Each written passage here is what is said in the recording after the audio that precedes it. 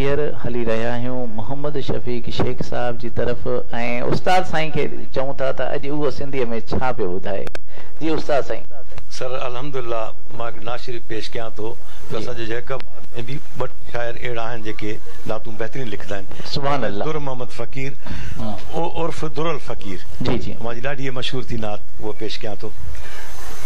माशाअल्लाह माशाअल्लाह बिस्मिल्लाह। हे दुनिया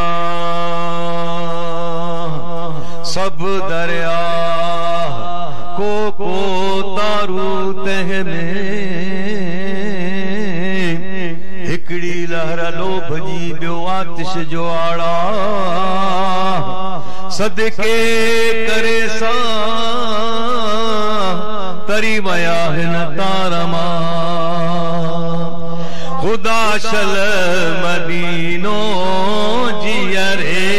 देखारे खुदा शल मदीनो जियरे देखारे सबज गुंबद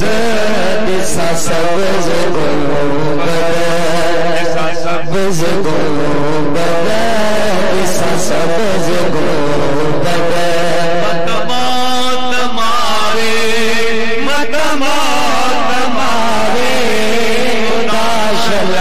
मदीनो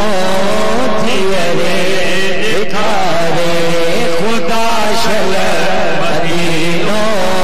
जियरे दिखारे हिड़ो हाल मुझो कुवत ना कोई हिड़ो हाल मुझो कुवत ना है काई मौला की राजी मौला की राजी मौला की राजी मौला की राजी दिल मुँह जिठारे दिल मुँह जिठारे खुदा शल मदीनो जियरे दिखारे खुदा शल मदीनो जियरे दिखारे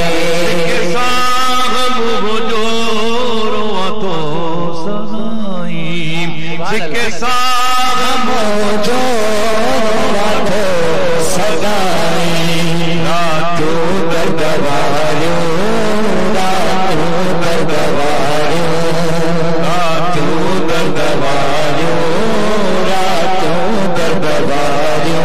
गणती दिगारे काशल मदीनो जियरे दिखारे खुदा शल मदीनो जियरे दिखारे न को हाल भाई न दर्द बंद कोई न को हाल भाई न तो दर्द कोई उसी भयो ज़मानो उसी भयो ज़मानो उसी भयो ज़मानो उसी भयो ज़मानो दुनिया थी धिकारे दुनिया थी धिकारे खुदा शल मदीनो जियरे दिखारे खुदा शल मदीनो जियरे दिखारे दुरल दर्द बारी हयाती थी गुजरे दुरल दर्द बारी हयाती थी गुजरे सुबह शाम दिलड़ी सुबह शाम दिलड़ी सुबह शाम दिलड़ी सुबह शाम दिलड़ी मदीने के सारे मदीने के सारे खुदा शल मदीनो जियरे दिखारे खुदा शल मदीनो जियरे दिखारे सुभान अल्लाह खुदा मदीनो जियरे दिखारे। ही हुयो उस्ताद मोहम्मद शफीक शेख साहब जंहिं तमाम ही प्यारे अंदाज़ में जेका बाबा जे शाइर जी